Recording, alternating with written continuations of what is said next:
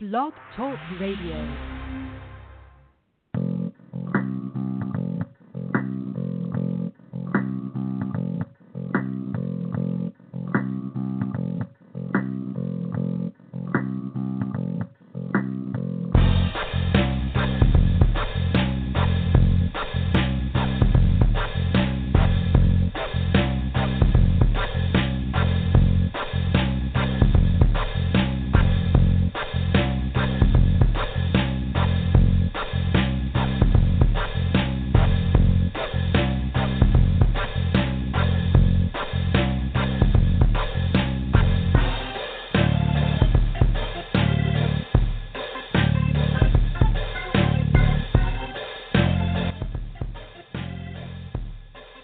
Good evening. Welcome to The View Up Here. I am your host, Canadian Glenn, and it is June 6th, 2018. It is.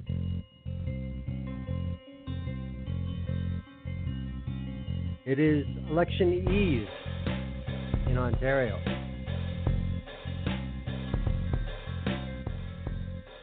Be a little quiet, thank you. Isn't it a good thing this is a short campaign? It may not seem like it to most Ontarians, but considering recent Canadian history, it was. So what did we all learn? Now, as usual, it depends entirely upon who you ask. That part is totally expected in recent history. And some things did not change over this election period at all out there in the public sphere. Kathleen Wynne started the campaign as somebody on the way out. Scandalous regime that had spent Ontario into the ground. That perception holds out there. And reality is actually something else for the most part. But considering the concession speech, it looks like that perception is in stone over probably a decade or so, anyway. Is that perception based on empirical data, cost-benefit analysis? No. It's based on feel. Andrea Horwath started the campaign and premier right, really using contention, is remained without the end context. That's exactly why she's become a direct target by the other parties, except for a few manufactured plays on her candidates. But they're radicals, but Rae Days, but socialism. I see Ontario still has a refusal to judge the Rae government, on like evidence and stuff. Look at where Ontario was when Rae got there and where they were when he left. Are these criticisms based on an actual cost-benefit analysis? No. They're based on feels. Doug Ford's campaign has been about feels from start to finish. That's all he's got. No costed platform, no questions from the press, actually leaving out of back doors at appearances, by far the most questionable candidates of any party, the 407 ETR data, the OPP investigations into PCPO nominations, appointing candidates by the handful, a 20-point lead, gone. So how is it that it's feels and not facts? Well, who stands to gain? We know why Ford's doing it, because it's all he's got. But this is the game we're in. So who stands to gain the most? Who evokes feels for monetization? Corporate media. But at least it's not a surprise anymore. Sound bites, live hits, and GIFs do not serve democracy, but they generate revenue. Is it painfully obvious now that politics is, in fact, an industry? I mean, tomorrow's the election in Ontario. Ontario nearly has a population that equals all of the prairies, all of the Maritimes, and all of the territories. So 7 provinces, 3 territories, add them up, and altogether there are about 145,000 more than Ontario. So yeah, this matters to the country. There's no doubt about it. I'm not going to have a chronological gotcha timeline of the entire election, because if you want to do that, you have to discuss the 6 weeks before the election when Ford showed up. And if you want to discuss that, you got to discuss the month before that. So forget it. It's not happening. What I want to talk about is why are elections becoming decided by feels, not by facts? And who's making money? Where I want to start is at the last debate. I watched it, had to see for myself. I've seen a lot worse overall debates, that's for sure. And I believe I commentated on Twitter at the time that it looked to me like 2 physicists debating a used car salesman. But it was a good reflection to where the campaign had brought everyone. And you could tell what the themes were already. Now, the corporate media loves to run with a theme, they'd just rather not create it. So that's why parties come up with their taglines. Then they're forced to say, okay, we got it. We're good from here. Now, in the third debate, Ford come under repeated attack from both Wynne and Horwath about no platform, about where are your cuts coming from. Of course, there were no answers. It seemed to me like every time Ford thought that he was getting in a joust, he just opened himself up for a counter.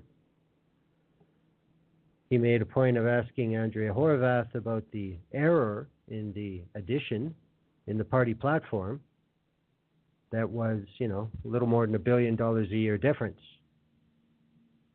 Okay, good point. Horwath answered with, we did admit that there was a mistake, and we fixed it right away.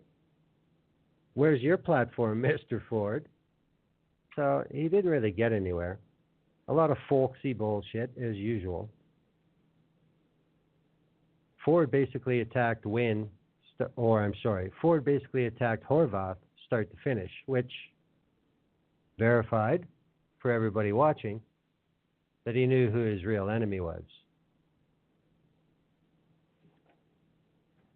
Probably the biggest thing about it that made a difference was Kathleen Wynne's statement, the sorry, not sorry.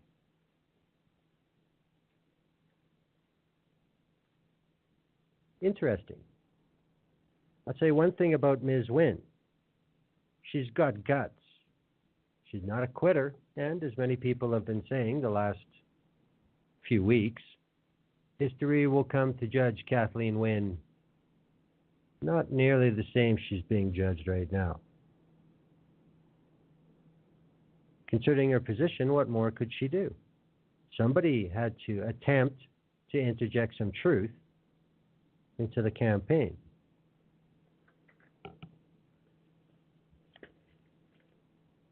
General polling about the debate, because of course there has to be polling,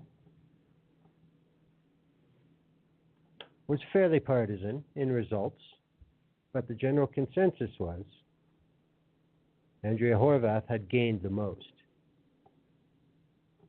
But once that was done, it was time to get going. Now, we've all seen it. I mean, it was very plain in things like the last federal election. There were very overt things that were done by certain corporate media outlets on behalf or at the behest or being paid by certain parties. You think about the Post Media chain with their pea yellow cover sheets during the federal election. And you think about other things like that that have gone on in the past. The thing that interests me about Ontario, if you go to Vancouver, you have two papers, The Sun and The Province, both Post Media. You go to Edmonton, you have The Journal and The Sun. You go to Calgary, you have The Herald and The Sun, all four owned by Post Media. Ontario is different, specifically Toronto.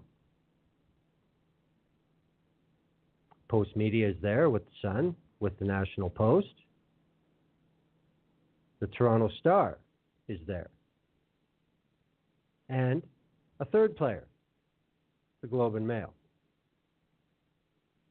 This doesn't happen anywhere else in Canada. And when you consider that Ontario has the population of the rest of the country minus Quebec,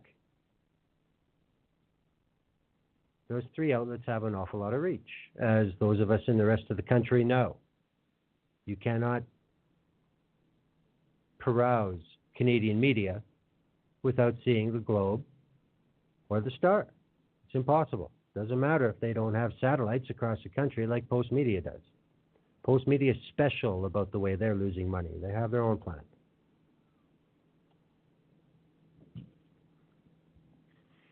Did the outlets start to align themselves with certain parties? Well, Post Media, there never was a question anyway. What I started to see midway through May was the testimonial columns starting to come out about the Wynne government. There's a very early balloon floated about, okay, you people realize that this is done, right? Toronto Star. What I looked for when I did this show were specifically stuff in print media that was either quote-unquote editorial or quote-unquote opinion, because the reporters reporting on stories from the campaign trail, that's more like actual journalism. This stuff has always been the purview of management for as long as there have been newspapers. That ain't going to change. So these are the things that I really started to look at. In the Star on May 17th, there's a column by John Barber that said, Kathleen Wynne was the premier we didn't deserve. It's a decent piece of prose. He says, I come not only to praise Kathleen Wynne, but also to bury her. The auspices for her government are so dire that a eulogy today hardly seems premature. Writing it now lets us imagine what settled opinion in the future, freed from the toxic fog of the current campaign, might make of Wynne and her 6-year premiership. So right away the campaign is on that she will be remembered and even perhaps missed is what the suggestion is, especially if Ontario has to tolerate 4 years of Doug Ford. This is good writing, but what is it appealing to? Feels. That's it. Every opinion or idea or conviction you form from these written words are based on your feels about them, not your factual analysis of them. And how that stuff came to carry more weight, I have not figured out. But once we got into the end of May, it seemed that some corporate media outlets didn't even want to talk about three parties anymore. So can't we get rid of that red one? Global has been at the top of their game trying to damage the Liberals under the guise of straight-out reporting. It's something they do across the country. On June 5th, they came up with results of a Freedom of Information request and some other work to say that the PC party was opposing a deal in the Greater Toronto Area casino contracts awarded by OLG last year to a company out of BC, a company connected with all the wonderful things going on in the Vancouver Lower Mainland casinos, money laundering. The PCs, of course, being opposition, were opposed to this. Global uncovered proof that this company that got the contracts has a connection to PC leadership candidate Carolyn Mulroney. Word was passed to the PC party to quit criticizing the Liberal deal.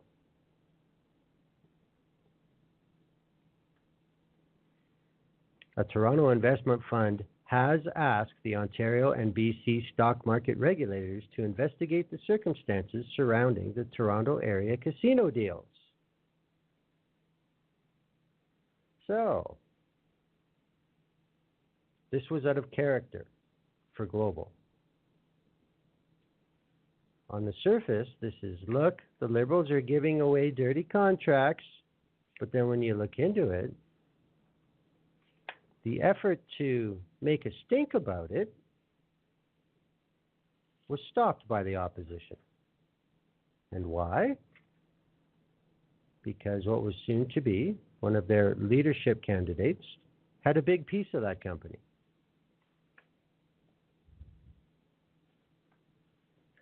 There is a lot of facts in this reporting, but notice how it still puts Wynne government casino contracts that smelled of backroom deals. That's the headline. But the article talks about how the PCs shut up about it and let it go by. The facts of the story, the text of the story, do not support that headline per se. It's clickbait. Once Wynne made her concession, it did generate some buzz for, a day? And it gave people in media a chance to take their position. This is what I love these days about something like what Kathleen Wynne did, conceding. Anybody who steps down from a leadership or anything like that, it always opens the floor to the opinions, the pundits of corporate media to interpret it as they see. In Chatelaine, of all places, owned by Rogers, Sarah Bosfeld said Kathleen Wynne's concession, power move or desperate act. Now, this came out yesterday. So, I mean, the media campaigns are going to run right through until tomorrow morning. Why would she wave a white flag just days before voters in her province hit the polls?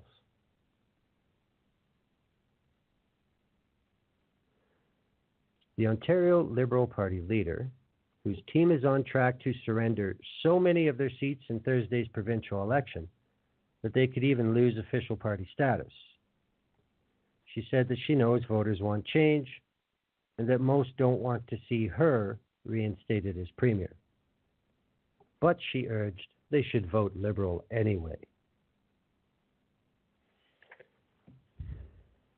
Well, you're going to get all kinds of opinions on whether that is a logical strategy or not. It's not going to help prevent Doug Ford. And that was basically the only thing that most of media drew out of it. Why are you helping Ford? Then conversely, that creates the appearance that everybody's against the NDP. Could they run with that? Well, not on their own, but they did get help in the media trying to paint that picture. On June 4th, in the Toronto Star, an opinion by Dan Rath, Liberals must vote NDP to protect Ontario's progressive legacy.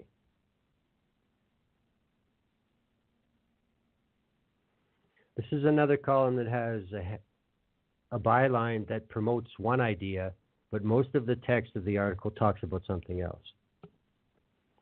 Basically what this, it starts, now is the time for all good Liberals to come to the aid of the party, the New Democratic Party. For lifelong Liberals, it's tough to say those words. But the situation Ontario faces days before the June 7th provincial election is unequivocally not business as usual. Liberals and other centre-left Ontarians need to get their heads around what's at stake. This is no less than an existential moment for Ontario's progressive legacy. Then we get into the fear.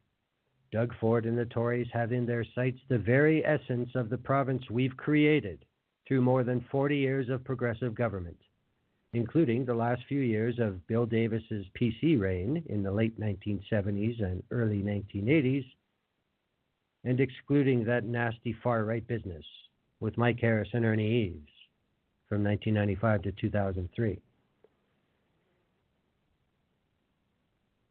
I think this is very, very slick. Very slick. There has been a cleansing of Bill Davis compared to Harris and Eves. So now we're working in old PC voters into this story. Liberals and other progressives be warned. Doug Ford will make Mike Harris look like Bill Davis. But the barbarians are truly at the gate. Wow.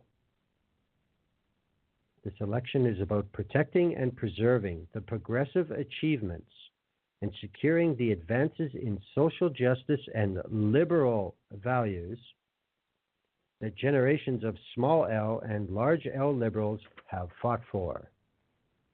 Then he goes on to name Ontarians who have served provincially of all stripes to make this about how much more of a universal cause could it be than to make sure Doug Ford doesn't rip down everything the Liberals did in the last 15 years. This is why I like reading the opinion columns. You get to see the spin, the presentation of your reality as it is seen by someone else. So it says Liberals must vote NDP to protect the Liberal legacy. It says Doug Ford is off his rocker fascist and barely mentions the NDP at all. Well done. The NDP get the helpful headline, but they're hardly even mentioned in the entire story. These are the things people are going to become used to when people say the word clickbait. Oh my, just give me a second here. This is the thing about a live show when, you only get so efficient.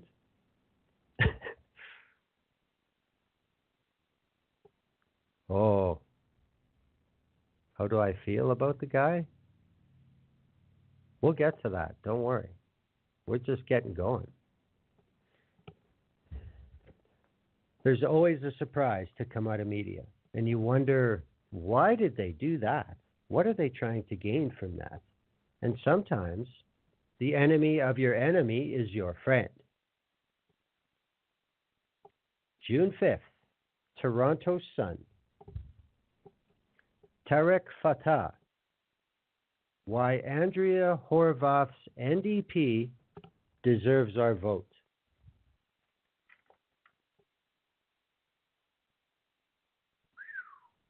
I was fairly shocked to read this. It's pretty straightforward.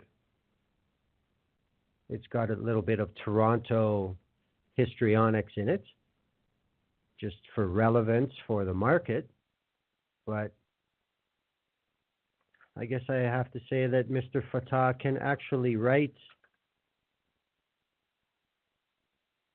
that's worth reading when he wants to. He talked about how his quaint downtown community, through 4 elections, has usually been flooded in a sea of liberal red election signs come around provincial election time. But this time, orange is the new red. And he goes right ahead to call out Doug Ford and the PCs. For a start, the scandals of fake memberships and stealing of names and addresses from the 407 highway records has left an indelible stain on the image of a folksy Ford nation, making him look more like Mean Mike Harris. There's that name again. Now you wonder why Ford keeps bringing up Bob Rae? Then the absence of a costed PC platform document, even though Ford promised it, has given weight to a genuine fear that Doug Ford is all talk, asking voters to trust him to carry out his vague, pie-in-the-sky undertakings because he is a businessman and knows what he's talking about.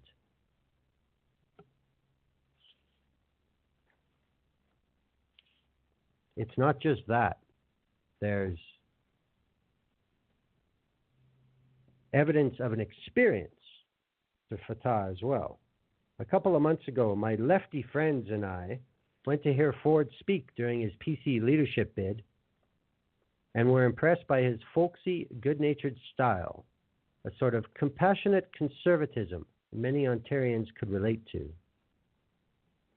Then came Ford's vicious attacks on former NDP Premier Bob Rae that were based propaganda that never withstood scrutiny. Blaming Rae for the devastating 1990 recession was equivalent to reprimanding a first-day-on-the-job waiter for serving an overcooked steak prepared by a drunk chef on a faulty stove. Well, I think that's about as metaphorically distancing Rae from that recession as you can. Ford seems unaware of the great worldwide stock market crash in October 1987, followed by the 1889 collapse in the Ontario property market, which preceded the 1990 Canada-wide recession. 25 years ago, his interests weren't politics. Well, gee, what's he trying to say with that line? Hash, anyone? But for Doug Ford to claim that Bob Rae and the NDP bankrupted Ontario in less than 4 years, or that if Andrea Horwath won, businesses would flee south of the border in half a second, was a complete fabrication and scaremongering. Interesting. That in the Toronto Sun. You really have to wonder sometimes. I was talking to somebody earlier this week, and I said, watch what happens in Ottawa. Because outside of the GTA, the only metropolitan area that really can change a lot would be Ottawa. In the Ottawa Citizen, yesterday, Chris Young, Canadian Press, with wind in her sails, Steeltown scrapper eyeing Ontario Premier's office. I would expect to see this on an NDP website, but no, this is the Canadian Press. This is how it works now, for all of them. Now, of course, it's a very good picture. And they get, some eggheads and pundits on there to say, oh yeah, Andrea Horwath has been very impressive and she's come a long way and blah, blah, blah, blah, blah. So, this is a definite puff piece for one of the two people who will become premier in the Ottawa newspaper. Something to keep in mind. Let me see. Oh, okay. I don't have to check that. What about this? Okay. Now, there is opposition within the same organization. Because I think, especially post-media, they demonstrated this in the Alberta election of 2015. They could own two outlets in the same place, and they could have two different messages. Hey, monopolize that market. Also in the Toronto Sun. Also yesterday, editorial. Horwath should come clean on Sanctuary Ontario promise. Now, during the campaign, what she said was she had a plan to make local services accessible to all residents, regardless of their immigration status. Well, those on the right have turned that into proclaiming that Ontario will be a sanctuary province, whatever the fuck that is. The Toronto Sun is very good at taking American political system and mechanics and terminology and applying it to Canada, which makes it propaganda because shit don't work like that here. But they do it all the time. Now, the deftness of this piece, remember, editorial, nobody cited is writing it. They use a AstroTurf group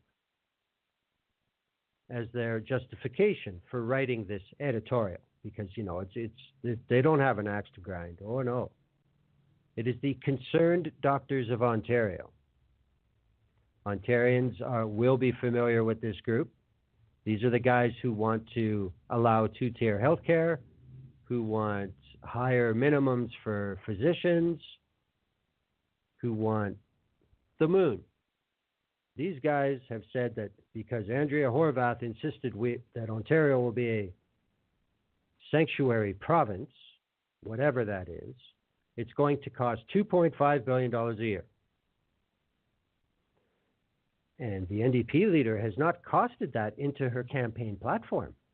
Well, no, it's your fallacy, not hers.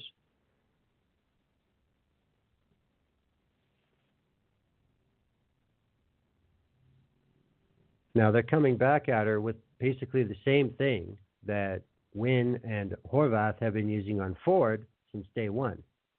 If Horwath believes her own campaign rhetoric to say what programs or services she plans to cut or what taxes she plans to raise to pay for her promise to expand government programs to include, in the case of healthcare coverage, 500,000 undocumented residents, according to the Concerned Doctors of Ontario.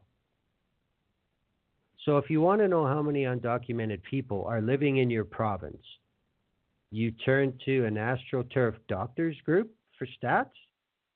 Pardon? Oh, they're the one making the case. Oh, I get it. I see how it works.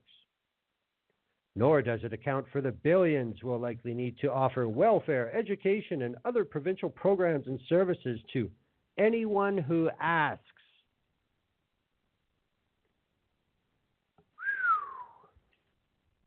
Then they sneak in a little misdirected truth. Sanctuary status will require changes to welfare, education, and many other laws. Well, yeah. So is there any plan to make those laws? Well, then I guess maybe this isn't happening. Oops. Sorry. Didn't mean to blow your little scene there.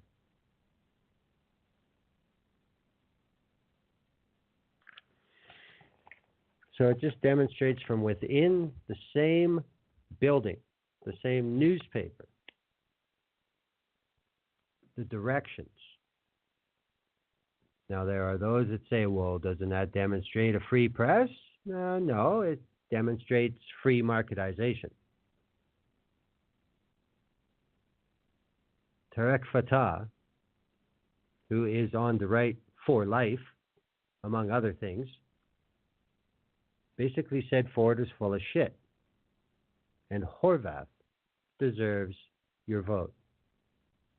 And yet we have an unnamed author of an editorial who quotes AstroTurf doctors who want the moon, that Horwath wants to turn Ontario into, I don't know, Ciudad Juarez across from El Paso, you know, like what? But that's the way it works in this game. That's the way it works. Okay, I'm just going to run through and check notifications. Oh, okay. Now, media hasn't done much for Wynne. She gets a little bit of sympathy, and then it's who? Horwath has always had local media where she's strong. Around Hamilton, you know, in the city of Toronto, Sudbury, Oshawa, those places, traditional NDP places in Ontario. But now, because she's a player, because she's in the race to be premier, she's covered like she deserves to be with the amount, but it's quality, not quantity, that matters. Has there been a movement in the Ontario, I'll change that, in the Toronto media since the debate? Oh yeah, there has. You can question why. I think from the Toronto Star, well, it's fairly obvious. I mean, you know, I'm sure you're not wrong if you say the Toronto Star would prefer an NDP government. Okay, the Sun, the Nat Poe, you know who they prefer. They want Ford. Okay. What about the Globe and Mail? This is the difference. It's not just black and white. I've been waiting for him to do some things, to make, you know, to give us a clue. We've got him. But as we move on now, we look at the media's treatment of Doug Ford. It started even when he was running for the leadership, before he even got it. You can go back to March of this year. Now, another thing I noticed is media outside of Toronto also had a different picture of Doug Ford from the very start. It's only been the last week that Toronto media has really started to put any bite into their discussions regarding Doug Ford. Back in March, from National Observer, it is based on the West Coast, has a bureau in Ottawa.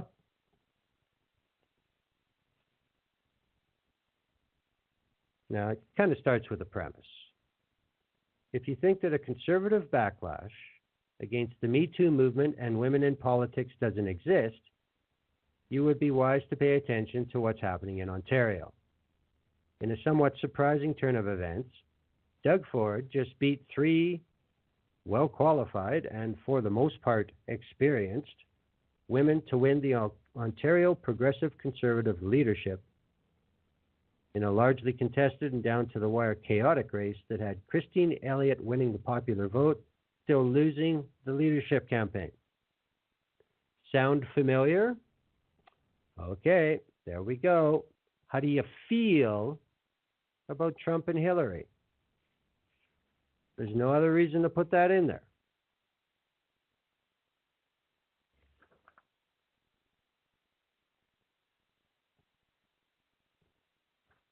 Campaign Life Coalition, Canada's biggest anti-abortion organization, issued a press release congratulating Doug Ford for his win and taking credit.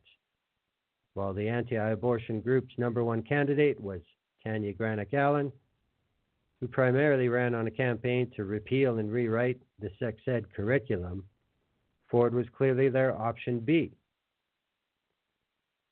CLC recruited more than 9,000 PC memberships in support of Allen, and we asked supporters to rank Ford number 2. Their votes clearly played a large part in Doug Ford's winning campaign. We also look forward to working with Ford and reminding him to fulfill his campaign promises to repeal Wynne's radical sex ed, to defend parental rights, to support parental notification legislation for abortion, and to protect free speech and conscience rights. Well, you have to admit, that sounds like a replay of what Trump got, without a doubt.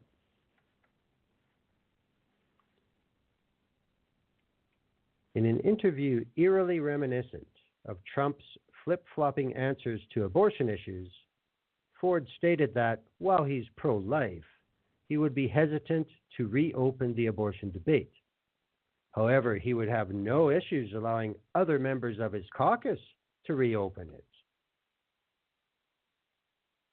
it. How convenient. This is an old Harper trick. Like Trump, Ford knows which side his bread is buttered on. Like Trump, he has courted the support of the religious right in Canada with figures like Charles McVitie and Paul Melnichuk. And while Doug Ford isn't exactly like Donald Trump, he shares enough similarities with the current U.S. president to merit the comparisons.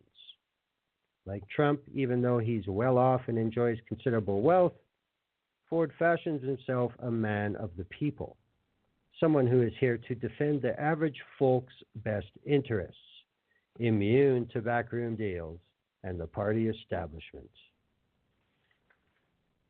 It's the kind of populism Trump ran on and garnered him large support, despite being born with a silver spoon in his mouth and having never financially struggled for anything. It's been said that Doug Ford never uses a $20 word when a $2 word will suffice. The only area where Doug Ford and Trump are quite different is in their stance towards immigration. That is true. Ultimately, Doug Ford may be his own man, but he's made from the same cloth as men like Donald Trump. To men like that, women's and minority rights are secondary. They don't lose sleep over moral quandaries, and everything is black and white.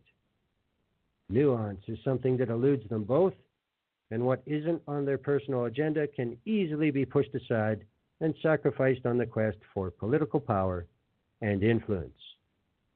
They are both part of a dying breed, the old boys network of white, privileged, rich men who think they can do what they want, say what they want, when they want to. To illustrate the point, think of the mere possibility of a female candidate telling a constituent to go to hell and how that would play out. So right from the very start, Ford is Trump. Ford is Trump. Then tell me why Ford has done not much to not act like Trump. So, here's this question again. Are they just playing the media? Is this like the Harold Ballard school? It doesn't matter as long as they spell your name right? Is that the deal here? May 10th, Globe and Mail editorial. This is one of the first ones to basically flat out say Doug Ford is incompetent. Doug Ford wants to scrap Ontario's sex ed curriculum. Has he read it? Mr. Ford's argument for doing so is that some parents have told him that they think the lessons in the curriculum are not always age appropriate, and that they also believe they weren't properly consulted before the new curriculum was implemented in 2015. That's bunk.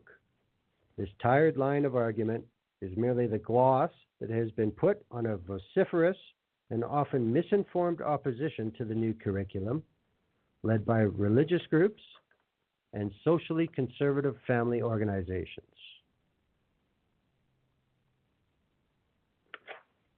That's basically the message of that, the whole 300 words. Ford is being steered. He's doing it for benefit of himself. Again with the Globe and Mail, May 24th. Doug Ford can't ignore allegation he tried to sell bogus party memberships.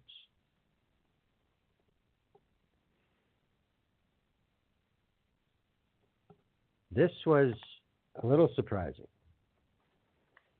because the Globe and Mail, through an editorial without putting a name on it, basically dared Doug Ford to remove a candidate to make good with the Globe and Mail editorial board.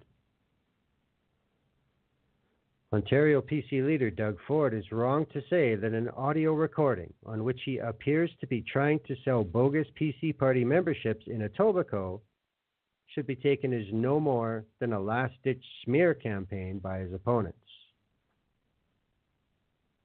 It's hard to believe Mr. Ford is actually concerned about the ongoing allegations of data theft, ballot stuffing, fake IDs, and bogus membership at PC nomination meetings if he himself took part in dubious activities on behalf of PC candidate Kinga Surma in 2016, long before he became party leader. Mr. Ford can be heard on the recording telling people in Etobicoke Centre riding that they can sign up for a PC party membership without paying the $10 fee, and that someone else will fill out the form for them as long as they just sign it. He now says he has never paid for another person's membership, which would be a violation of party rules, but he does not deny that his is the voice heard on the audio footage. His sole defense is to argue it was recorded 2 years ago. Well, what the hell has that got to do with it? And here's the sting from this editorial. Mr. Ford's popular appeal lies in his claim that he isn't like other politicians and doesn't play their games. This recording strongly suggests otherwise. That inconsistency, along with the controversy surrounding so many PC nominations, may well be part of the reason that the party has lost its once dominant lead in the polls. If Mr. Ford is who he says he is and believes what he says he believes, he should remove Ms. Surma as the candidate in Etobicoke Centre.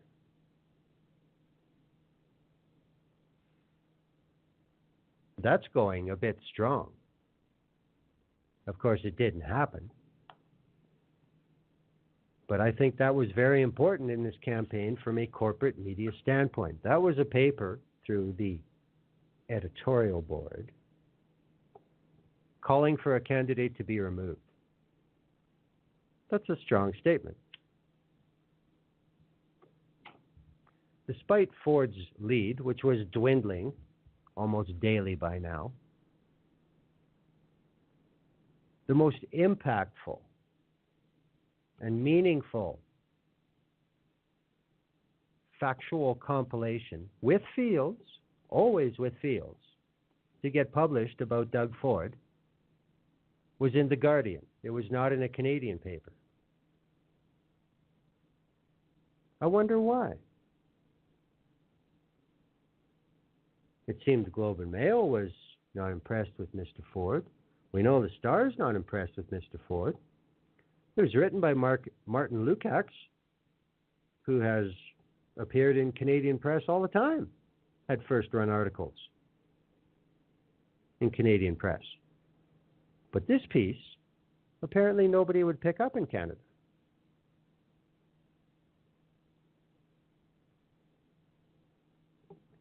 A recent piece perfectly captures the appeal of Ontario Tory leader Doug Ford. Asked about a delayed mining plan in the province's north, This is how he answered. Folks, if I have to hop on a bulldozer myself, we're going to start building roads. It will benefit local people, but it's also going to benefit everyone in Ontario. Well, it's not an answer. It's just more bullshit. In a single gesture, witness the dizzying acrobatics of right-wing populism. There's the posture of an unflinching maverick, spitting on his hands and getting the job done. There's the plain-spoken concern for the common man and woman. And then there's the actual result. A resource scheme that would enrich multinational corporations who would help themselves to a 10-year tax holiday while trampling Indigenous rights and raising one of the last intact wild areas in Canada.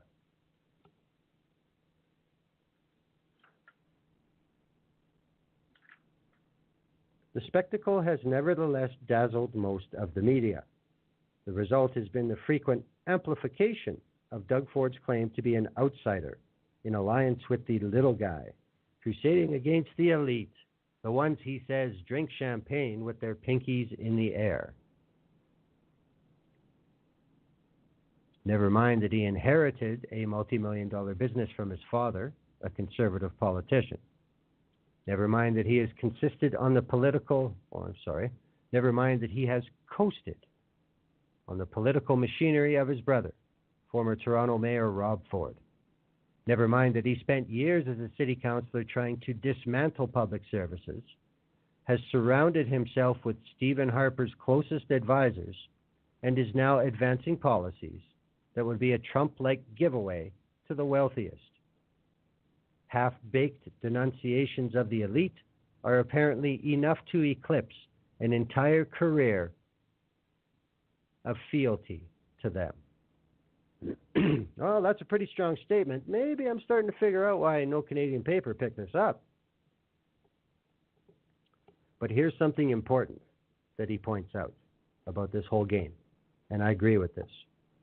The clucking by the pundit and political class about Ford being unfit for office has only fed his image as an anti-elite populist. Lying, griping about rigged elections, lurching through gross lapses of knowledge. Each time Ford has acted out, the shrieks have grown louder. But his swaggering defiance of the conventions of the political establishment, of civility, proper procedure, and credentialed authority isn't mere buffoonery. Getting attacked for it confirms, just as it did for Donald Trump, his supposedly down-to-earth, rebellious status. In case the pundits have missed it, this is a pissed-off political moment. People want to vote for rebels and care less and less how politicians are supposed to talk and behave.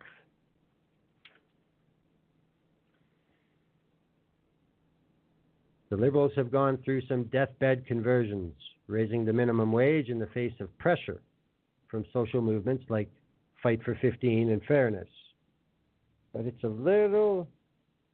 little to alter the slide into deepening economic and racial inequality or the perception of an aloof, indifferent government. I think that's a great description of what people perceived, what their feels were on the Wynne government. Aloof, indifferent. So it's no surprise that when Ford thumbs his nose at the norms of status quo politics and takes potshots at the elite, it resonates.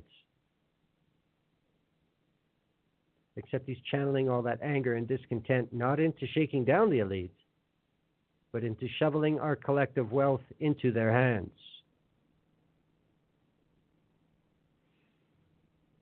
He goes on to explain some of the, I don't even know if they're bait and switch. I just think they're flat out named the opposite of what they are. His planks to his quote-unquote platform.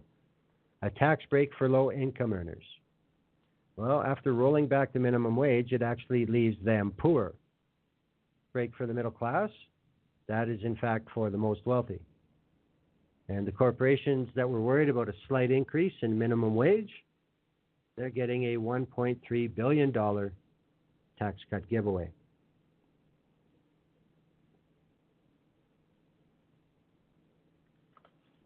He goes on to talk about how Ford will do all the same push-button issues that have gained popularity in the United States. Excuse me. But then he changes tone. After he scared the shit out of everybody about Doug Ford as Trump light, and then it turns from surprise to fear to dislike. Then we bring it in. The good news is that Andrea Horwath and the NDP are offering the beginnings of an alternative, and Ontarians are starting to pay attention. The party is pledging slightly higher taxes on corporations and the richest to pay for drug and dental coverage, more affordable housing and childcare, and debt relief for students, taking back hydro into public control. Now here he uses the term, making Ontario a sanctuary province, and ending racist carding by police while destroying the collected data. Their program is far from perfect and comes after years of a rightward slide, but it represents a crucial opportunity to concretely improve the lives of an overwhelming majority of Ontarians and move the province in the correct direction. Despite putting a lot of fact and corroboration in it, it still turns out to be about what? Feels. May 29th, from the National Observer, Matt Elliott. Brace yourselves, Toronto. Change is coming.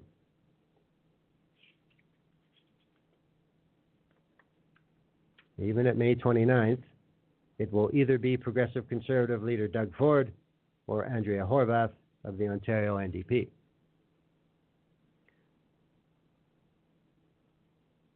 This election will dramatically influence the future of our city, Toronto. And the shape of that change will differ wildly depending on the outcome of the election. The exact effect Doug Ford's platform will have on Toronto is hard to evaluate because, well, he doesn't have a platform. But even without a platform, Toronto voters do have a solid point of reference for Ford's views on the issues that affect the city. His voting record as a member of Toronto City Council between 2010 and 2014. And that record is at least consistent. Ford voted against almost every attempt to increase the city's operating budget for city services. He voted against all significant efforts to expand or maintain cycling infrastructure for safer streets. He voted in favor of closing a library branch and reducing the library budget. He also voted to eliminate positions from the Toronto Environment Office, against a rebate program for water efficiency, and in support of a move to plant fewer trees. And, of course, he voted against all transit projects that might slow down nearby car traffic. While Doug Ford's voting decisions at City Council may not directly inform his actions as Premier, those votes, coupled with his party's lack of a costed platform, creates a high level of uncertainty for everyone at Toronto City Hall. Again, we've established the fear. Now let's talk about the rescue. Horwath, on the other hand, has presented a costed platform with new spending offset through measures like an income tax hike on rich people. It comes with a lot to like from a municipal perspective. The headline promise is a pledge to cover half of Toronto's transit operating subsidy. That's more than $300 million for transit, kicking in right away. It's hard to overstate how much that financial support will help the city's ability to plan long-term and fund basic improvements to bus, streetcar, and subway service. The case is made in this article that the NDP are going to take care of Toronto. The NDP are listening to Toronto. Ford, we don't know because he won't tell us, and look what he did at City Hall. There's facts to back that up. Well, there's facts of Doug Ford's voting. I find it interesting that anytime Ford makes a quote-unquote promise, right away it's how you paying for it? Where's the data? Blah, blah, blah. Well, but yet, being fair, when Horwath makes a pledge, it's taken as a commitment in stone. That isn't how it works in reality. But it can work that way if you write in media.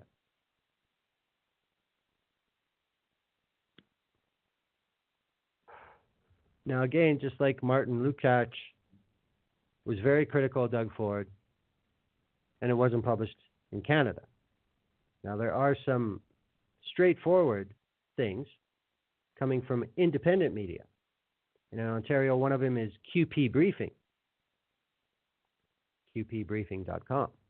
On May 30th, when the Ford campaign released their so-called platform, which is nothing but a fancy little web page, QP Briefing went and asked questions like, is this it? Why is this it? Who made this decision, etc.? They didn't get too far,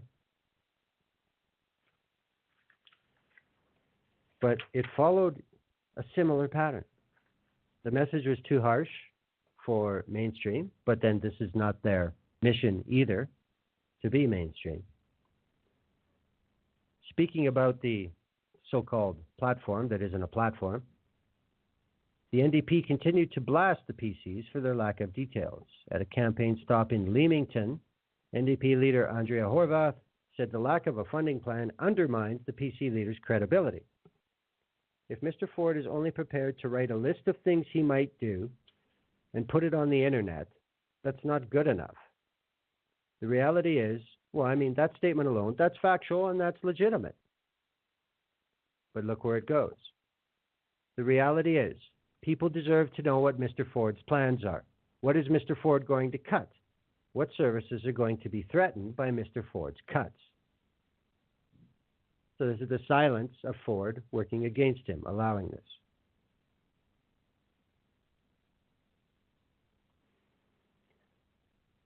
Again, Horwath, in response, takes the higher road as compared to the Doug Ford road. When asked whether she was frustrated that Ford criticizes the details in the NDP platform while lacking details in his, Horwath said she was disappointed at how the approach takes voters for granted. I'm not frustrated for myself, but I'm concerned he's being very disrespectful to the people of Ontario. Well, score a point there. But again, if you follow politics, how many times did you hear this south of the border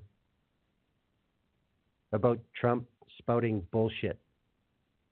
And then the person who could directly rebut it says, it's ridiculous, it's insulting, it shows no respect. Did it make a difference?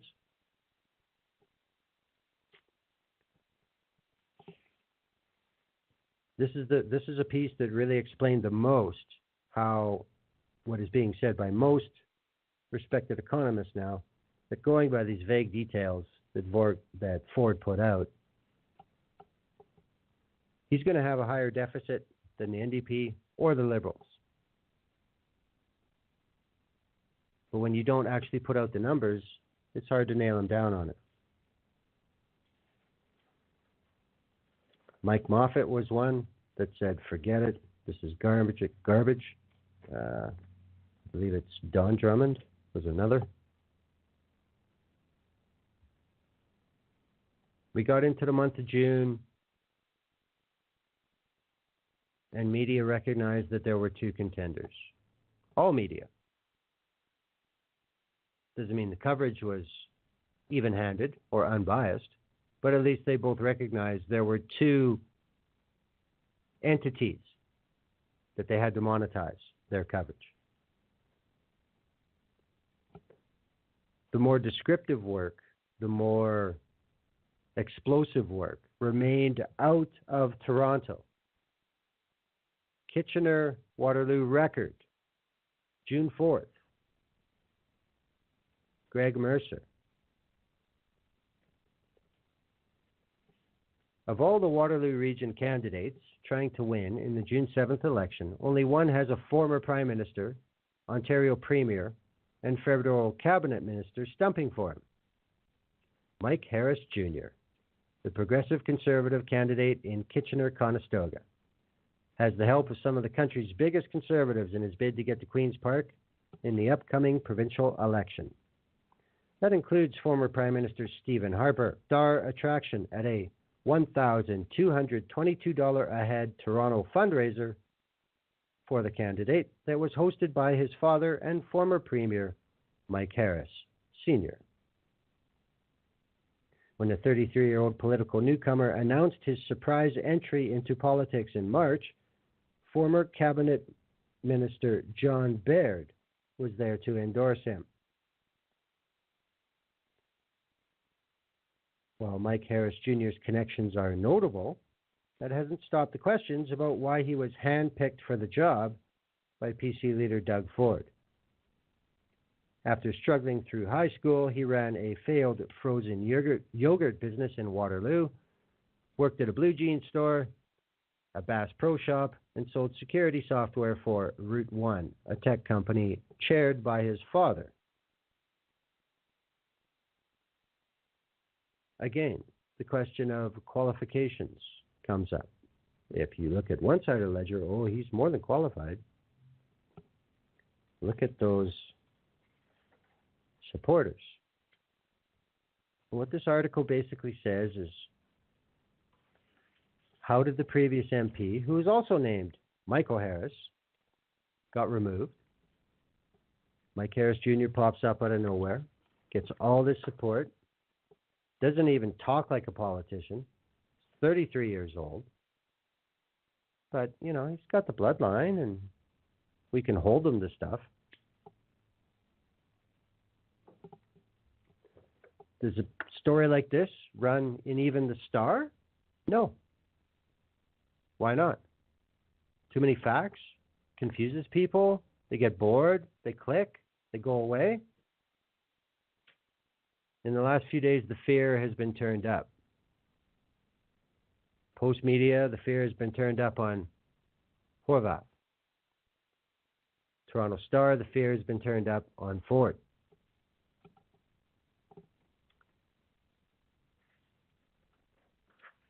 June 5th, Toronto Star, Edward Keenan.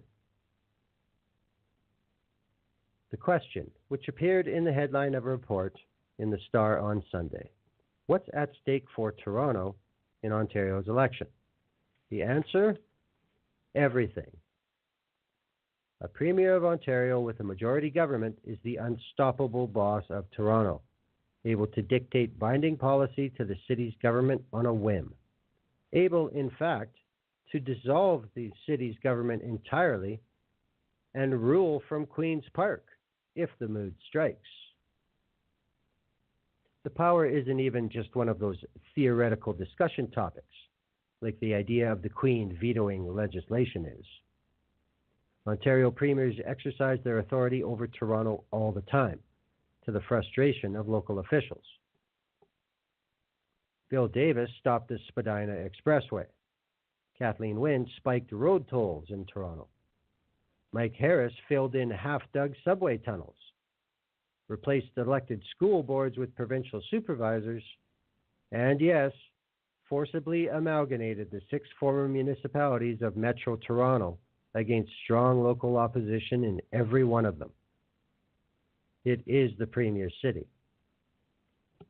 And as someone who lives in Toronto and follows its political ups and downs for a living, the idea of Doug Ford becoming the Premier scares me for exactly that reason. I thought he would be a horrible and destructive mayor when he was running for that job.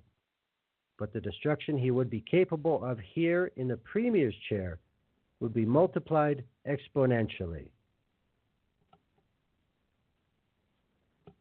As mayor, brother found doing that job, you have to get a majority of City Council to agree just to approve the mayor's office budget. As Premier, he could decide to convert the GTA Council chamber into a go-kart track, and if his caucus backed him, nobody could stop him. Not that that's been suggested, but with this guy, you never know. Then he goes on to highlight the stupid things Doug Ford said as a counselor and gives the implication of, imagine this times 10 at Queen's Park. Be afraid. Another independent website, North 99, who has popped up not too long ago. June 5th. Every single similarity between Doug Ford and Donald Trump. Doesn't that title tend, like, isn't that like, you know, a TMZ headline? Every single similarity. Well, are they all relevant? Aren't some more important than others? Is it just more is more? But I mean, you look at it, both are trust fund millionaires. Both support handouts to big corporations. Both support tax cuts for the super rich. Both attack the media. Both called on their political opponents to be locked up. Both will increase government debt. Both mix business relationships with government. Both engage in dog whistle racist politics. Both will give big polluters a free ride. Both are prone to overstatements. Both owe their victory to anti-abortion groups. Both have a women problem. Both have attacked disabled people. Both attacked law enforcement over an ongoing investigation. So, to the point. I mean, there is a paragraph or two with every one of those, but I'm not going to go through it. There is a certain amount of truth to all that. But notice the way it's marketed. For Fields. Why? Because that's what sells. This is just my opinion. I think people have to understand that, you know, I think hopefully they're starting to understand it with the data problems with Cambridge and with Facebook and with Alphabet and with Microsoft. People have to become more aware that they are the product. What they think, what they can be made to think, and what they do once they're made to think something. This is what they call the new economy, you know, more or less. So, I mean, everybody's got to play the same goddamn game. North 99 again, with stuff that's not outrageous, not tinfoil, but it's stuff that you're not going to see in the corporate media. Homophobes, Trump supporters, and ex-Harper MPs. It has a who's who of the crazy candidates for the PCs. Andrew Lawton, London North Centre. We know all about that. Marilee Fullerton, Kanata Carlton. Paul Calandra, Markham Stouffville. Sam Oosterhoff, Niagara West. And I'm not going to go into all the reasons that these people, in my opinion, should not be serving the public and government, but Ontarians, you know who they are. Monty McNaughton, Toby Barrett, Daryl Cramp, ex-enforcer in the NHL Troy Crowder, Donna Skelly, Kinga Surma, and one that has become very popular in the last little while, but it still went away fast. Ripudaman Dhillon in Brampton North, and Roshan Nalaratnam in Scarborough Guildwood. And then to finish off, Mike Harris Jr. So, I mean, it depends on how you want to look at things. You want to go by voting record, association, political beliefs, stuff like that, you get to the same conclusion that doing it that way with Fields does. And one's more efficient, and one takes less people and less time. Fields. Toronto is trying to make its voice heard as loudly as it can to the rest of the province. I don't know if that's going to work. I'm not an Ontarian. I know how it's worked historically, when Toronto tries to send its ideas to the rest of Canada, we know what happens then. Hence nicknames like Center of the Universe. I must say, though, having spent, some time in the GTA and Southern Ontario in the last year, I will cut them a little slack. Would I want to live there? No fucking way. June 5th in now Toronto. Something that is not quite independent, but it's not quite corporate either. It's riding that fence. An open letter from Toronto to Ontarians thinking of voting for Doug Ford. Dear Ontario voter, the most recent shocker about PC leader Doug Ford cutting his late brother's family off from their inheritance and feathering his own nest with the money must come as a surprise. After all, Doug seems like such a nice guy in person. Yes, he's not without charm. He's come to your town and felt your pain. It's hard not to believe all the great things he's saying about how your life will change, literally overnight, if you vote for him on Thursday. It must all sound very good for those of you outside Toronto who've watched hydro rates go up or manufacturing jobs leave after the global financial crisis of 2007 dragged Canada into a recession in 2008. But for those of us living in the big smoke and close enough to observe his and his brother's rise to power in Toronto and the ensuing chaos that caused, it looks like Ford is on the brink of pulling one of the biggest cons in the history of Ontario politics. If that is, the polls are right. His run for the PC leadership and now Premier of Ontario has followed a familiar trajectory.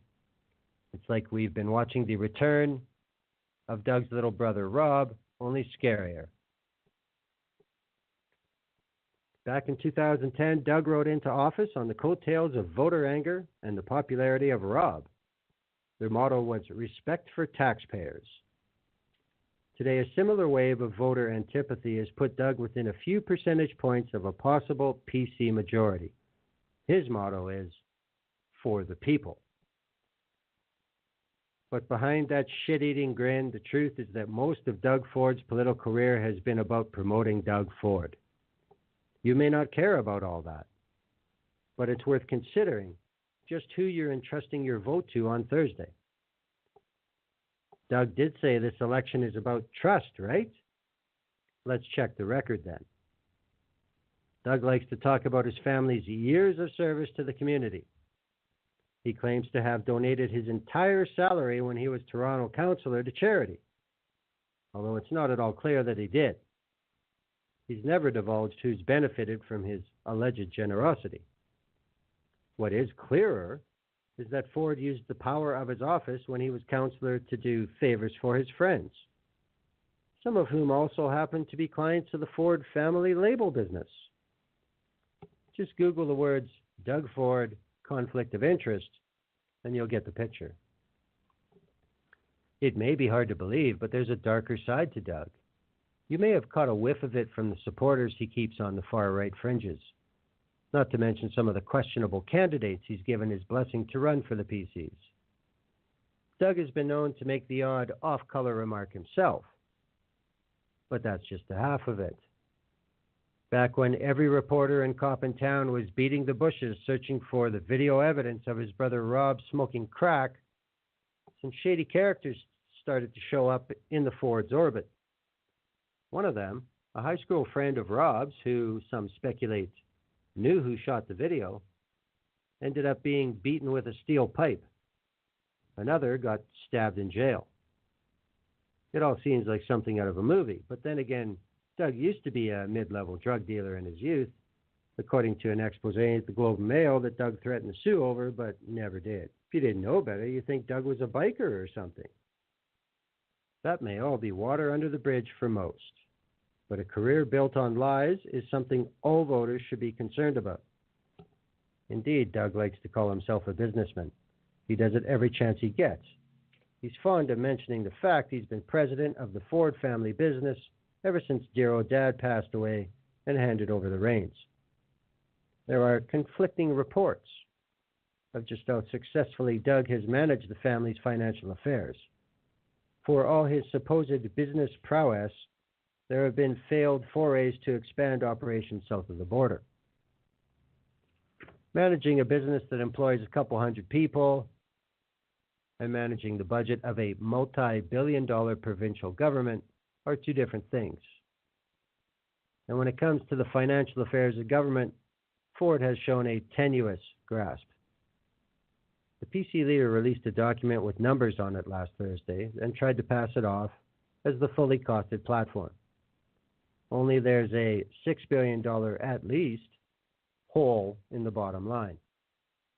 That $6 billion is the amount the PCs are promising in savings from efficiencies in government spending, which they have yet to identify, but which the PC leader says he's going to hire an auditor to find. Now, people in Toronto have heard this story before. Even if those kinds of savings could be found, Don Drummond, the Queen's University economist hired by the Liberals to review government spending a few years ago, doesn't believe they exist. And $6 billion in efficiencies wouldn't be enough to cover the cost of PC promises, which currently tally about $10 billion that we know of. The verdict is in. The PCs will end up putting Ontario in more debt than either the Liberal or NDP platforms. It's voodoo economics, folks. The same he tried to pull on taxpayers in Toronto when he and his brother were running the show. Back then, the Fords promised to save taxpayers a cool $1 billion, but the Fords knew zero about how to craft a budget. And the only people on council who did, the lefties left over from the David Miller regime, had been ostracized by the Fords. So the Fords hired consultants to find efficiencies. Only problem is that consultants couldn't find all the gravy supposedly dripping from the city's books. And so we ended up with penny ante stuff, like getting rid of the guy who waters plants at City Hall. The PCs did have a fully costed platform. It was developed with the help of the rank and file under Ford's predecessor, Patrick Brown. It made all kinds of promises, including a carbon tax, to pay for all of it. But Doug threw that idea in the garbage when he became leader. He's been making promises he knows he can't keep ever since. That's another thing people outside Toronto may not know about Doug. He'll say anything to get elected. He ends every stump speech on the same line about a new day dawning come June 7th. For those of us who have faith, it sounds like the second coming. Those of us who've seen this script before know better. Now, the owners of Now Toronto could have ran this page one all across the province today. Did they? Nope.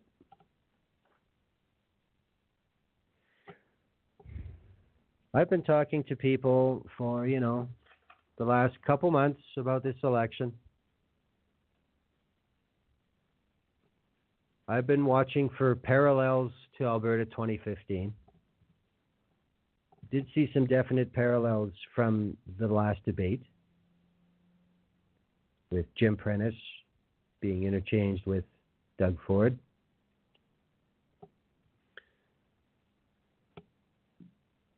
There have been some similarities with the way certain press media outlets have acted. Basically, ownership is the factor to determine where they're going to fill out, like they do everywhere else.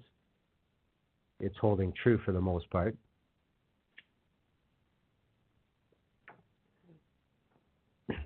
In the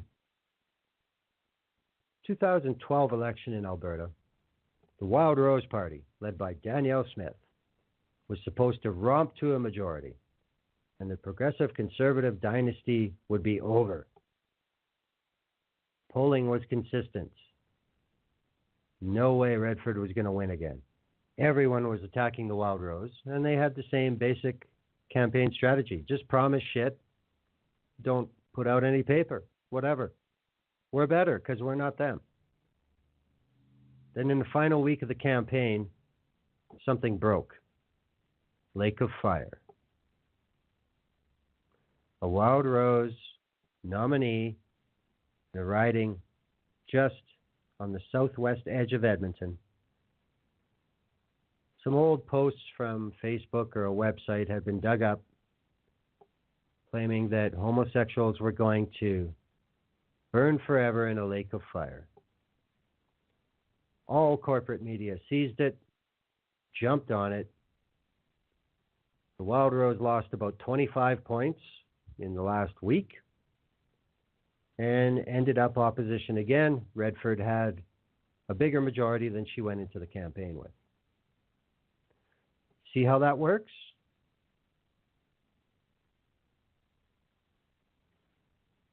Now we come to Ontario. The only thing that's different about this scenario is the parties and which side of this scenario they're on. The breaking of the Renata Ford lawsuit. It's not like it was filed 3 weeks ago and they waited. They didn't. But very early in describing this situation, there were reports that Doug Ford and the Ford campaign knew what the timeline was. And they were given choices through legal counsel for Renata Ford and her children. They chose not to respond to them. And we get what we got.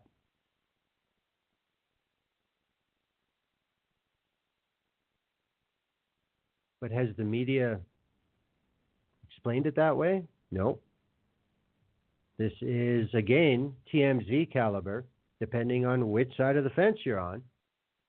You get either, oh my God, what a dirty trick. How low can they go? If you go to the other side, you get unbelievable. Look at this man. That's it. That's the final straw. Screw him. This is the level of game. And Kathleen Wynne is somewhere jumping up and down. Nobody's looking. Is there a lot there? Is there a lot more than we've heard about Doug Ford and Deco and Randy Ford? Yes. People in Toronto are familiar with it. Are people in the rest of Ontario? I don't know. So, we get a semi-corporate outlet with that open letter from Toronto to the rest of the province. But where's that same work on that type of paper about Deco, about this court case, about, nobody's talking, which makes it harder to get facts, but it also frees up the corporate press to speculate.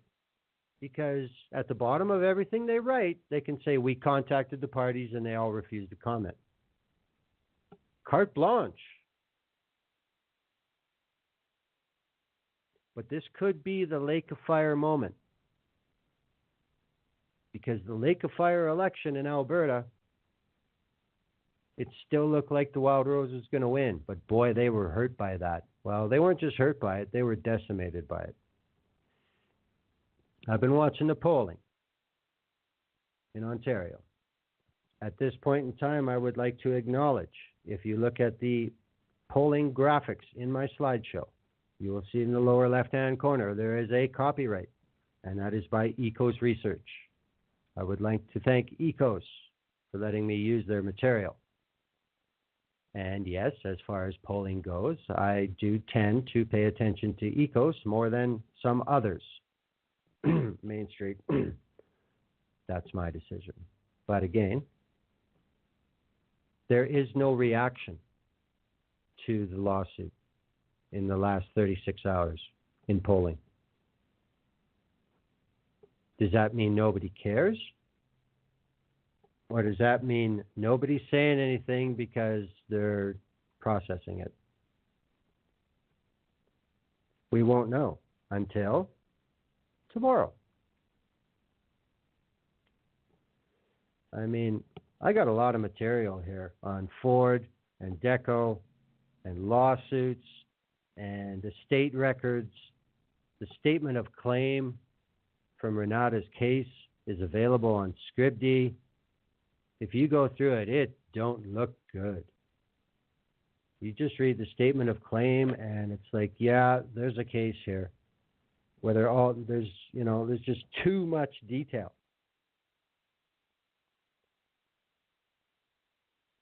There's one page of the court file, page 13, statement of claim, where it lists the financial statements of Deco Toronto.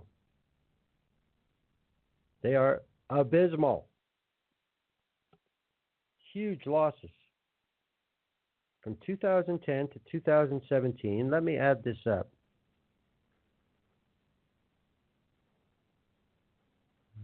Almost $6 million. Deco Toronto. Deco Chicago also had a loss in 2016 of almost $600,000. So, I mean, those are corporate documents. You tie that in with what Renata is saying, well, some things seem to connect. But, of course, since it is now filed and before the courts, there's no more talking. Which, if you wear tinfoil, that may have been the plan all along. To get this lawsuit filed and mentioned and gagged before the vote. That is a logical countermeasure. Who knows? But today, the last day really, I found things to be very interesting in the Ontario media. Mostly the same, mid-level, rabble-rousing, really nothing new, nothing breaking.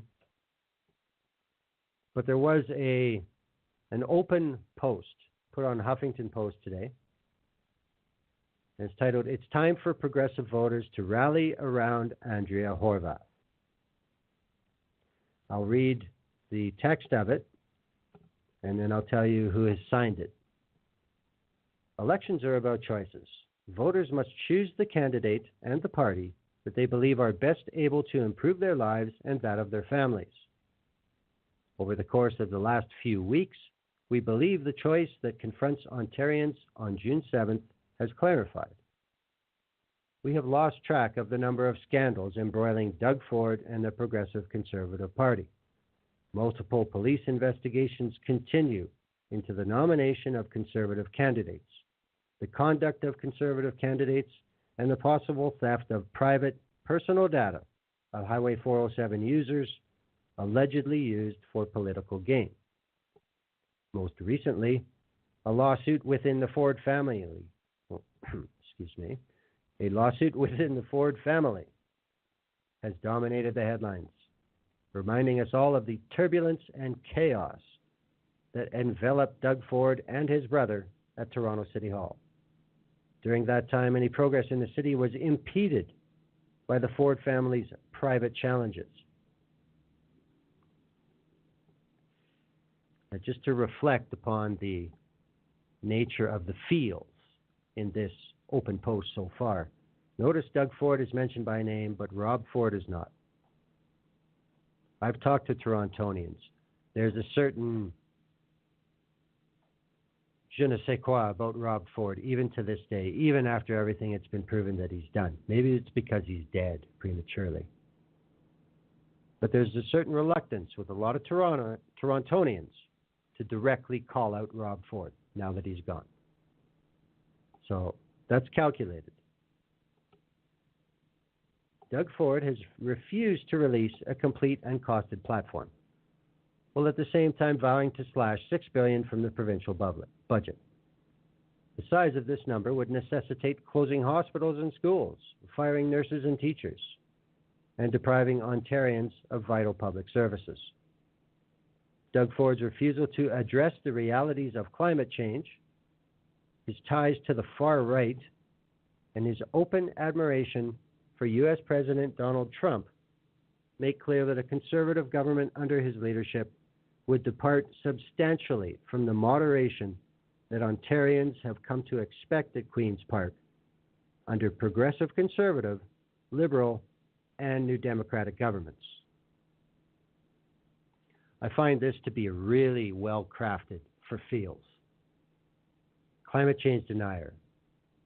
Far right. Isn't that the Nazis? Trump? What about Trump? But yet, when they're comparing Trump, they put him against not only liberal and New Democratic governments, but also past PC governments. Doug Ford is an outlier. That is the impression being made. Doug Ford is not worthy of being premier. 4 years of his government would render Ontario unrecognizable and the majority of Ontarians worse off. Kathleen Wynne has admitted in the past few days that her party is incapable of stopping Doug Ford. Though we have different political backgrounds, we believe that it's time for progressives to rally around Andrea Horwath and the Ontario NDP. Ms. Horwath has run a positive and principled campaign and deserves the opportunity to govern. The NDP platform would result in Ontarians benefiting from lower drug prices, improved public schools, and a higher minimum wage. This is the sort of progress we can get behind. At this juncture, only the Ontario NDP can stop Doug Ford. We agree with Andrea Horwath that Doug Ford doesn't need to be kept in check after Election Day. He needs to be defeated on Election Day. This election will be very close and may boil down to a handful of votes in a small number of ridings. We will be voting on Thursday to safeguard progress for Ontario families and urge every progressive in this province to do the same. Ontario cannot afford Premier Doug Ford. Andrea Horwath is the only answer. Have to admit, good piece of prose. Wraps a lot of shit up pretty tight. And has hooks and trial balloons very elegantly inserted. Now, who signed this open post? Michael Coren, a writer, broadcaster, and recovering conservative. Jerry Diaz, president of Unifor. Bernie Farber. A lot of people in Ontario know who Bernie Farber is, a social justice advocate. Kay Gardner, a former Toronto City Councillor. Sandy Hudson is a Toronto-based activist. David Miller, Mayor of Toronto from 2003 to 2010. Charles Pascal, a former Ontario Deputy Minister who has worked for all three parties as an advisor and a senior bureaucrat. Judy Rebick, author and broadcaster. And Kristen Wong Tam, a current Toronto City Councillor. There's a little bit of diversity in that group. Thanks for the update, Nick Nack. Awesome.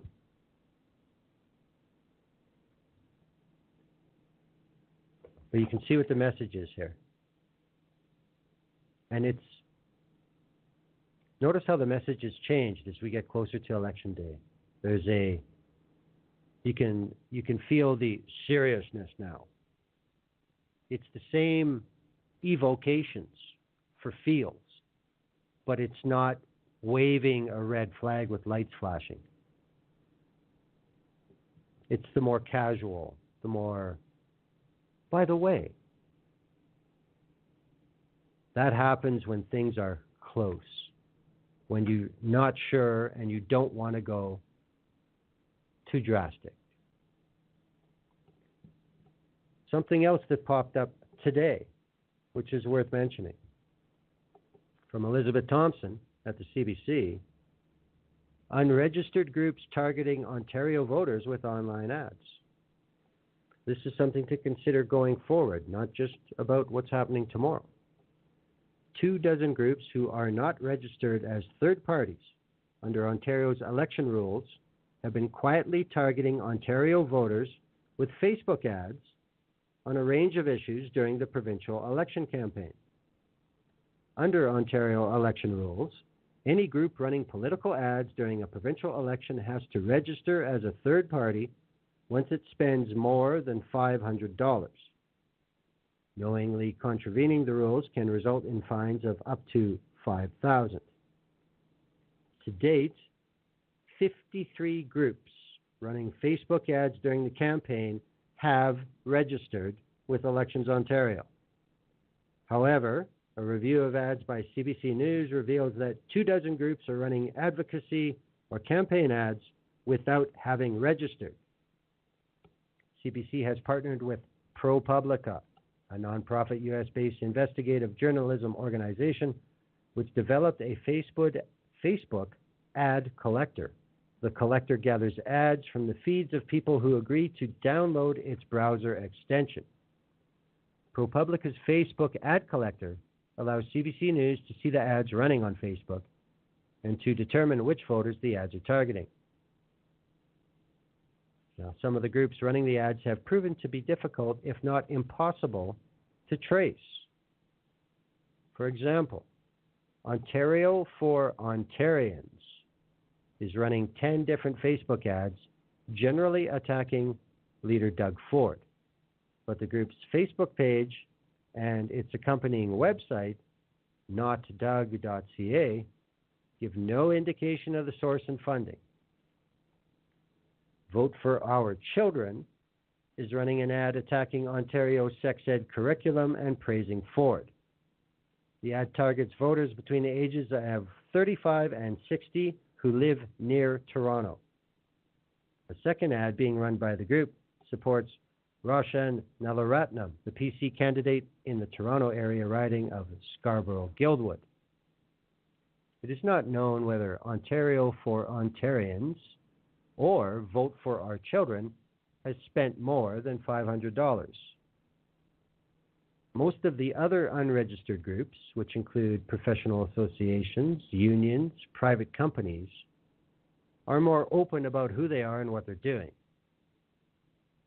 Some, like the Ontario Confederation of University Faculty Associations, say they haven't registered as a third party because they haven't spent $500.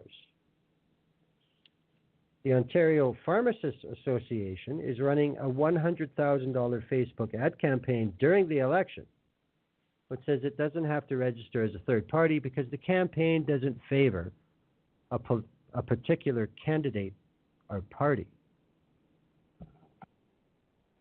Others, like the Ontario Pharmacists Association, which is running a $100,000 Facebook ad campaign, it says has reached more than 250,000 Ontarians, say they don't think they have to register. The OPA says its campaign calling for pharmacists to have the power to prescribe medication for common ailments doesn't favor any particular party or candidate. Border Connect, a Windsor-based company, ran ads referring voters to an NDP website. It says it is a based e-manifest technology company which has not registered as a third party. It ran ads to promote advance voting, which included an Ontario NDP logo and a link to an NDP website. Company CEO Daniel Dent decided to run the ad. He declined to be interviewed or to say whether the company spent more than $500. Elections Ontario refuses to say what it is doing to monitor social media ads, whether it has received any complaints or whether it has launched any investigations.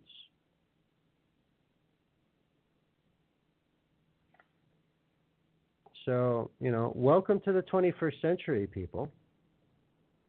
And look at the names of these organizations. Ontario for Ontarians. Well, yeah, but you get what what these names are meant to do. They're meant to give you feels. This is a gray area and expect it to be growing everywhere. So what the hell is going to happen? Well, tonight, ECOS has predicted a PC majority win. I imagine all polling companies will probably be calling for the PCs to come out on top. Whether it's a majority or not may be the only factor. I have one more nice article to cover. It's from Maclean's, and it's from May 30th.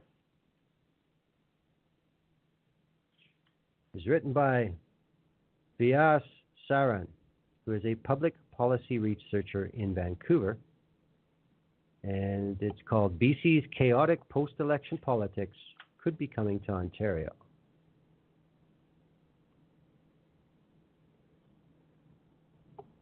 The direction, the attitude of the article is apparent right at the start. As the Ontario election speeds to June 7th, the day Ontarians go to the ballot boxes, it's increasingly clear that two types of people exist.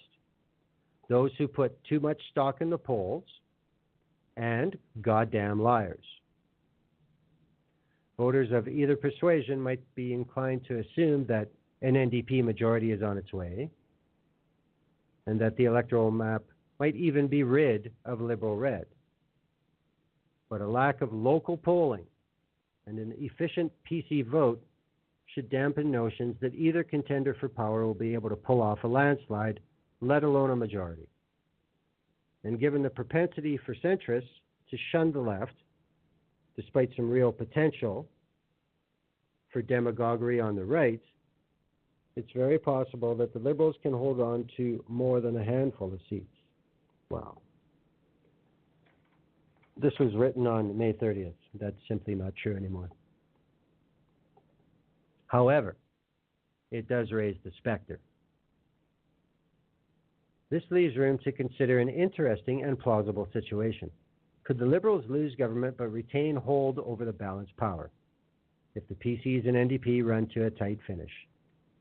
And if so, could the chaotic politics of British Columbia follow the path of so many BC millennials and move to Ontario?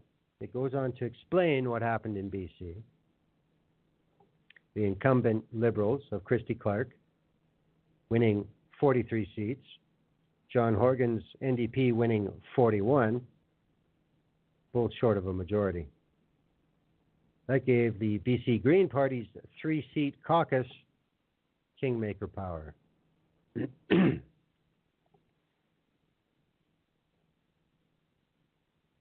After meeting with each party, Green leader Andrew Weaver wound up backing the NDP to govern BC in a confidence and supply agreement over the 4-year term of the current legislative session.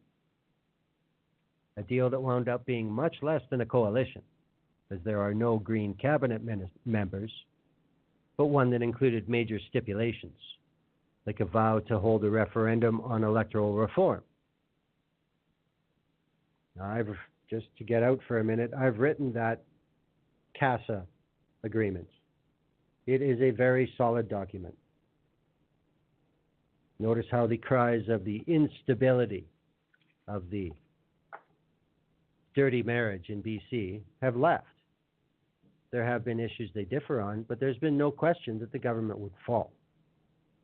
It's a very solid document. Now to get back to the article.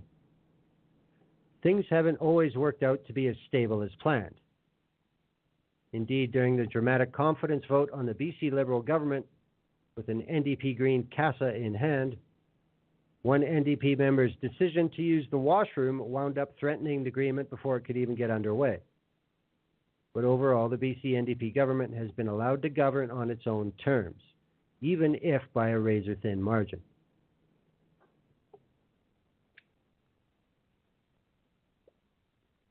In fact, research demonstrates that for parties on the left or right, governing without a stable majority is both highly threatening to their longevity, and it tends to yield less robust policies.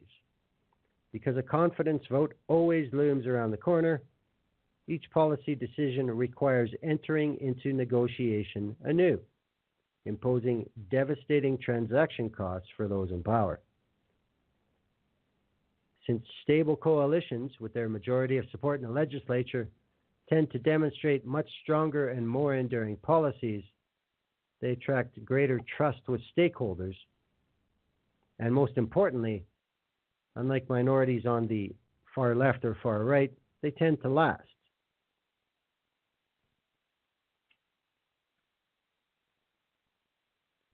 So what are the possibilities? What are at stake for the players in Ontario? For the PCs, their history of animosity with the Liberals will be fresh on the minds of all involved, and it will paint any potential arrangement as an awkward one in the public eye, perhaps denting their legitimacy. Doug Ford has built his brand on antagonizing the government establishment and promising to throw the bombs out, through which he'll finally unleash his efficiencies to save the province. To then work with them would be reviled by his base. But research demonstrates that what matters a lot more is not what Ford or the Liberal leadership by then will want, but what their most powerful donors and other financial backers want. Those are the true veto points. And events in the past aren't everything. All across the world of coalition politics, and most democracies use electoral systems that make them common, parties have cooperated despite a lot worse in terms of differences in ideology. In the end, it is power that's on the line, and most people involved will see the golden opportunity available to them for what it is. Refusing to compromise to a history of animosity would be foolish, and it would guarantee that the other side wins handily. Putting aside such differences are worth it if it means stability and security in gaining structural power. In fact, those backers in the PCs should be considering the future of their party. There is a huge opportunity in working with the Liberals, which the Liberals probably know themselves. The Tories, even if they were to come out with a minority, should be concerned about how closely they're hitting a ceiling of support due to Ford's brand, and will need to grow beyond their base. The supposed burden of needing the Liberals for a government might be a blessing in disguise, as the party will need to moderate it if it wishes to govern for long.